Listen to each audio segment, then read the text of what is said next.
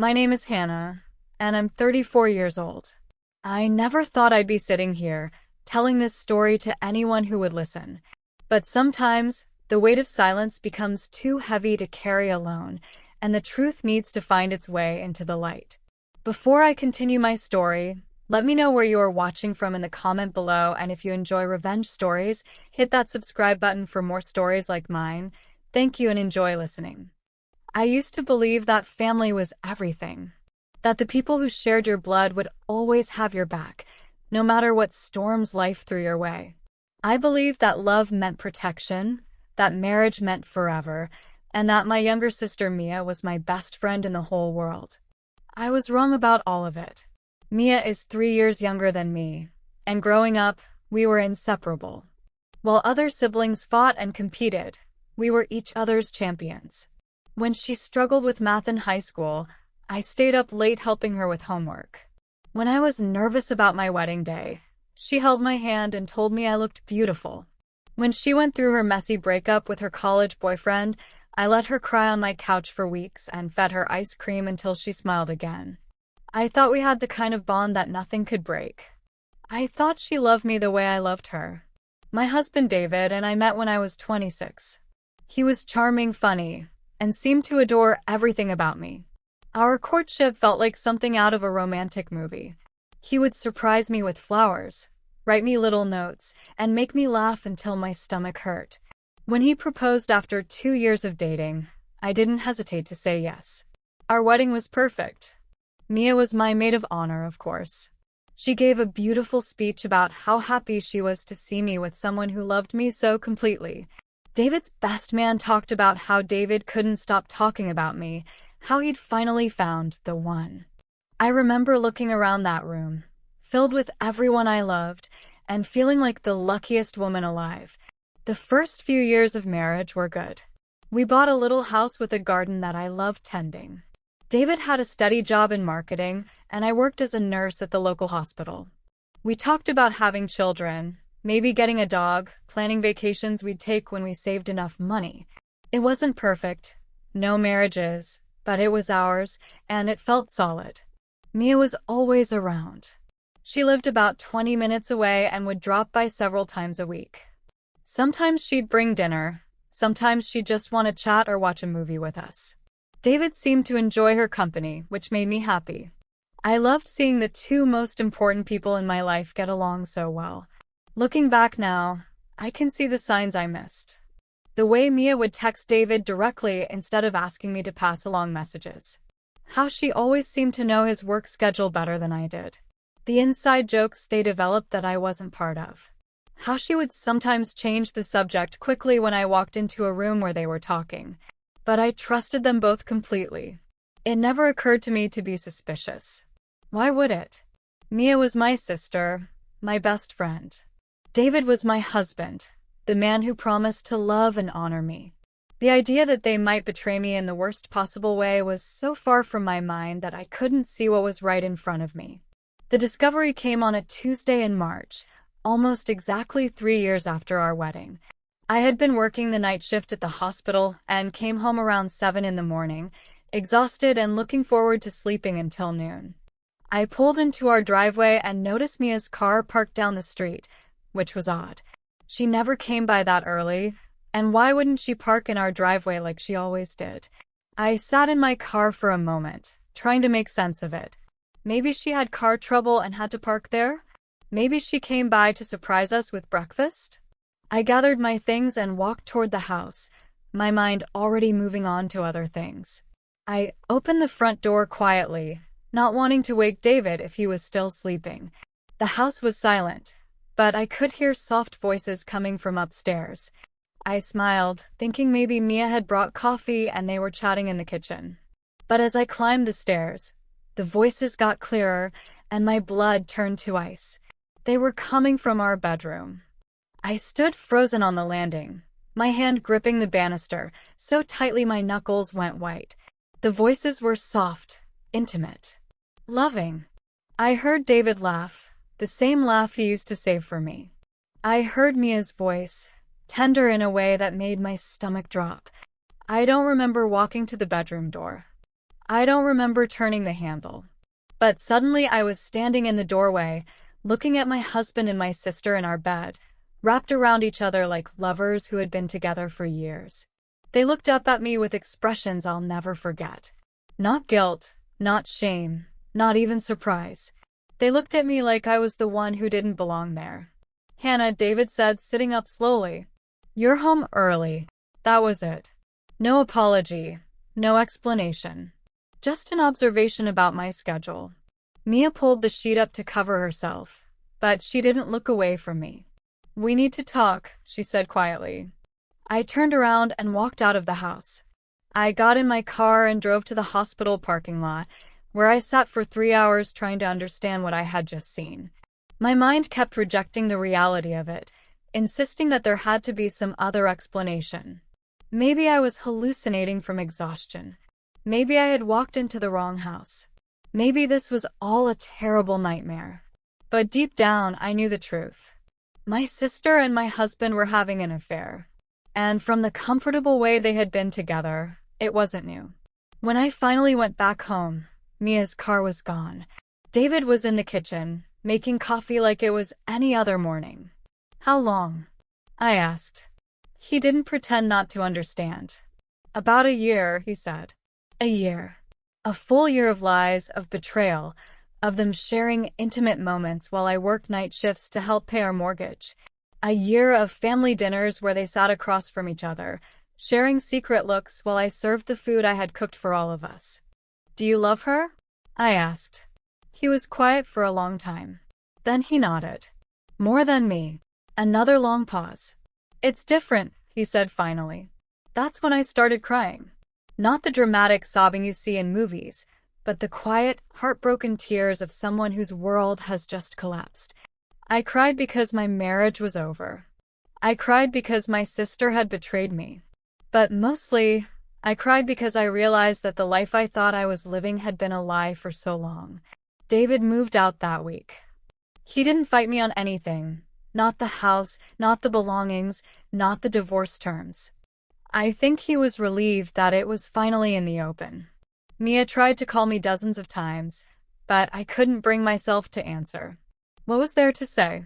The worst part came a few days later, when I called my mother to tell her what had happened. There was a long silence on the other end of the line. "Mom," I said, "are you there?" "Oh, honey," she said softly. "I'm so sorry." Something in her tone made my blood run cold. Sorry for what? Sorry that it happened, or sorry that I found out? Another silence. "You knew," I whispered. "Hannah, you knew." "How long have you known?" My mother started crying then. "About 6 months," she admitted. "Your Aunt Carol saw them together at a restaurant downtown. She told me, and I didn't know what to do." 6 months. My own mother had known for 6 months and hadn't told me. "Who else?" I asked, though I dreaded the answer. "Your father. Your brother Marcus. Maybe a few others." The betrayal hit me all over again, fresh and devastating. It wasn't just David and Mia who had betrayed me. My entire family had chosen to protect them instead of me. They had all sat around our dinner table, making small talk and asking about my day, while knowing that my husband and sister were having an affair behind my back. "We thought it would be better if you didn't know," my mother said through her tears. "We hoped it would end on its own." "Better for who?" I asked. "Better for you, so you wouldn't have to deal with the mess?" "Better for them, so they could keep sneaking around?" It certainly wasn't better for me. I hung up the phone and realized that I was truly alone. The people who were supposed to love and protect me had all chosen silence over truth. They had all decided that my feelings, my dignity, my right to know what was happening in my own life, mattered less than their comfort. The divorce was finalized 4 months later. David and Mia didn't wait long to make their relationship official. They moved in together 2 weeks after my divorce papers were signed. They sent out Christmas cards together that year, smiling and happy, as if their love story was something to celebrate instead of something built on lies and betrayal. My family tried to act like everything was normal. They invited both David and Mia to family gatherings, expecting me to just accept it. When I refused to come to Thanksgiving dinner, My mother called me selfish. When I skipped my cousin's wedding because Mia was going to be there, my brother Marcus said I was being dramatic.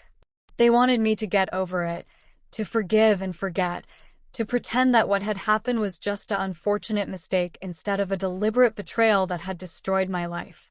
They wanted me to be the bigger person, to put family first, to think about how hard this was for everyone else. But I was done being the person who put everyone else's comfort before my own truth. That's when I decided on my quiet revenge. I had always been the one who organized family events, who remembered birthdays, who sent cards and made phone calls and kept everyone connected. I was the one who planned our annual family reunion, who coordinated Christmas gift exchanges, who made sure everyone felt included and loved. So I stopped. I stopped calling. I stopped texting. I stopped sending birthday cards and Christmas presents. I stopped planning family gatherings and stopped attending the ones others organized. I didn't make any announcements or dramatic declarations. I just quietly stepped back from being the glue that held our family together. At first, no one noticed. They were all too busy adjusting to the new normal of David and Mia being together. But slowly, things started to fall apart. The family reunion that summer never happened because no one else knew how to organize it. My grandmother's birthday passed without the usual family dinner because everyone assumed someone else was planning it. Christmas morning was awkward and disorganized because I wasn't there coordinating gift exchanges and making sure everyone felt included. People started asking where I was, why I wasn't around anymore. My mother would make excuses. I was busy with work. I was going through a hard time. I needed space. But as months passed and I remained absent from family life, the questions became more pointed. My cousin Jenny called me one day, frustrated. "Hannah, what's going on? Mom's birthday is next week and no one knows what we're doing. You always plan these things." "I don't plan things anymore," I said simply. "What do you mean you don't plan things anymore?" "You're the one who." "I'm the one who used to do that," I corrected her. "But I don't anymore." "But why?" "We need you to." "No," I said firmly. "You don't need me. You made that very clear when you all decided that keeping David and me a secret was more important than telling me the truth. You managed to coordinate lies for months. I'm sure you can figure out how to coordinate a birthday party." The silence on the other end of the line told me everything I needed to know. She hadn't known about the affair either, but now she understood why I had disappeared from family life. Word spread quickly after that. The cousins who hadn't known about the affair learned the truth. They learned that the family had kept the secret, that they had chosen to protect David and Mia instead of me. They learned that I had been humiliated and betrayed not just by my husband and sister, but by everyone who had stayed silent. The family dynamics shifted dramatically. Some people were angry at my parents and Marcus for keeping the secret.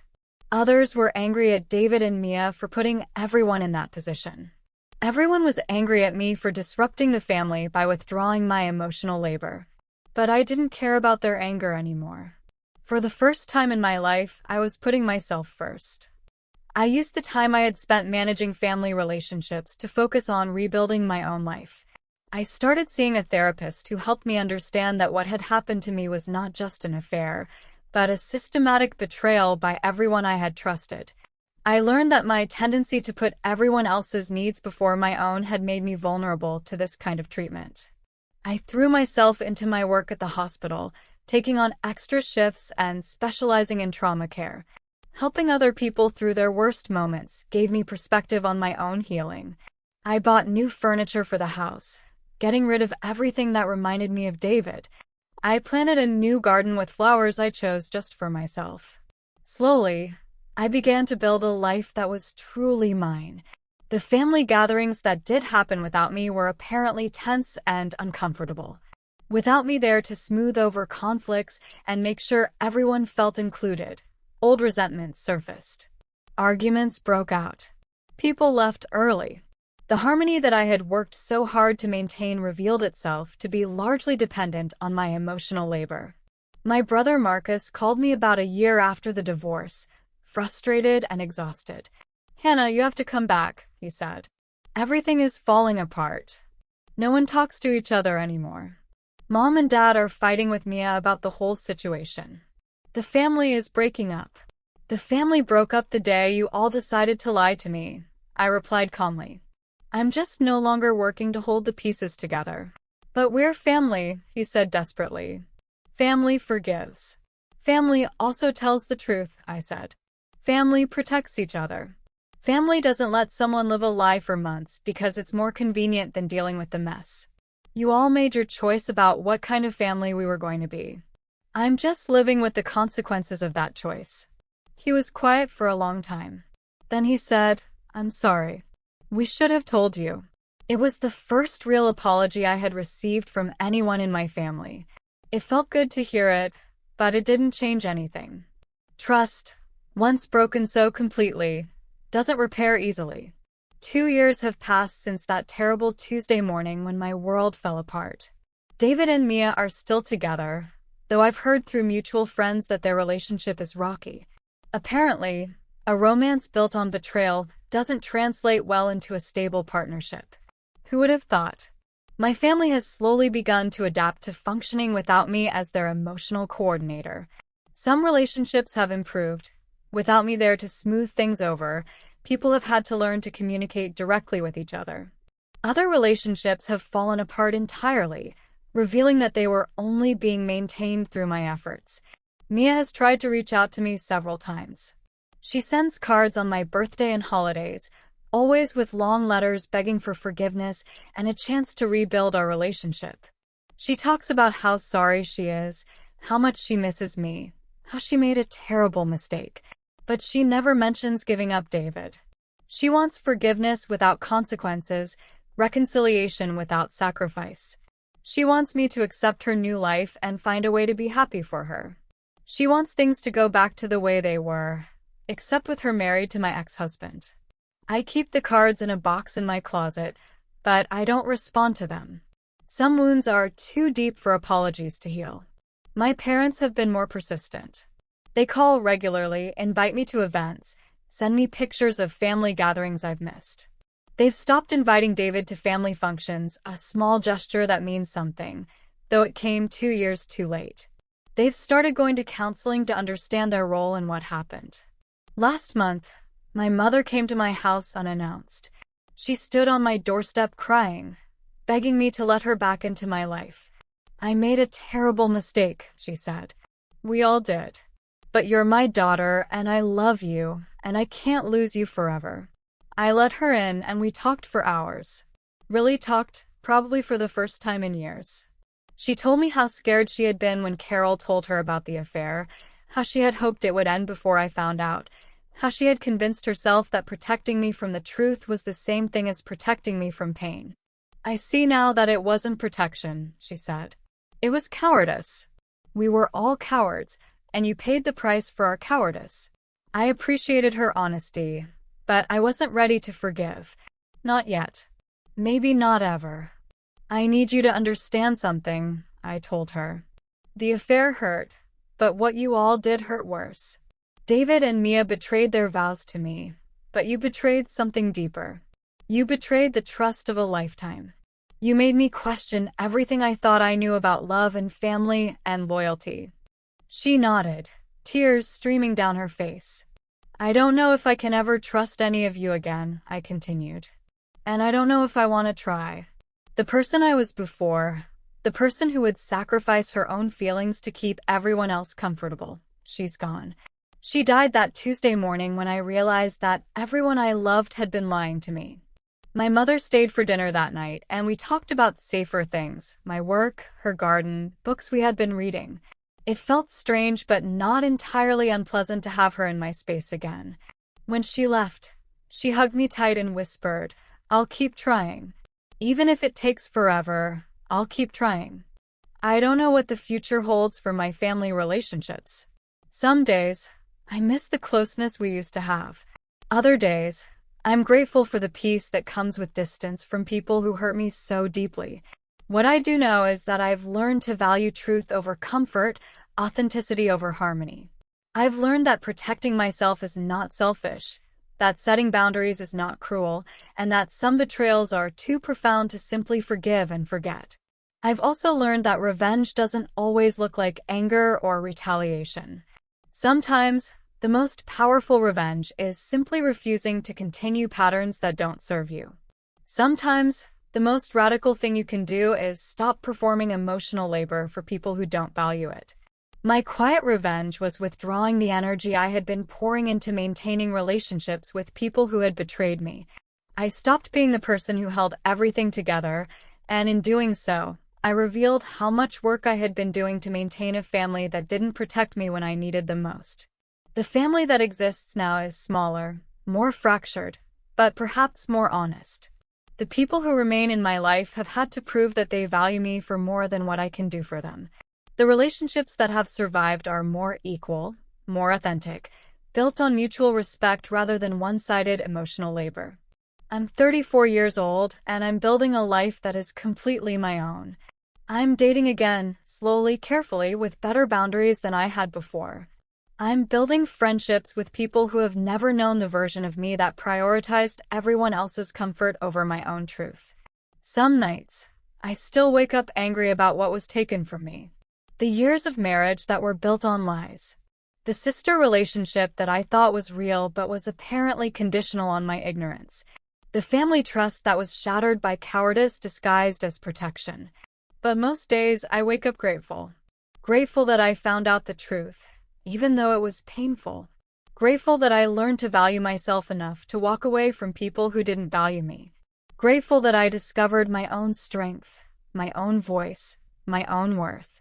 I thought Mia was my best friend, but she was actually my teacher.